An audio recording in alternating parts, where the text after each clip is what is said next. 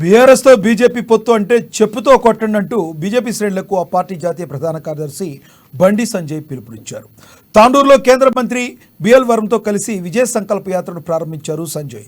Parliament ఎన్నికల్లో పొత్తులపై సంచలన వ్యాఖ్యలు చేశారు ఆయన. కాంగ్రెస్ బీఆర్ఎస్ మధ్య లోపాయికారి ఒప్పందం నడుస్తుందని, బీజేపీకి రాముడున్నాడు, మోదీ ఉన్నాడు, కాంగ్రెస్ బీఆర్ఎస్ వైపు రాక్షసులున్నారని వ్యాఖ్యానించారు. 370 ఆర్టికల్ను రద్దు చేసిన మోడీకి 370 ఎంపీ సీట్లను గిఫ్ట్ ఇద్దామని పిలుపునిచ్చారు. బతికున్నంత వరకు హిందుత్వం, ధర్మరక్షణ కోసం పోరాడుతూనే ఉంటానని, హిందుత్వం మాట్లాడలేని నాడు రాజకీయాల నుండి తప్పుకుంటానని బండి సంజయ్ అన్నారు.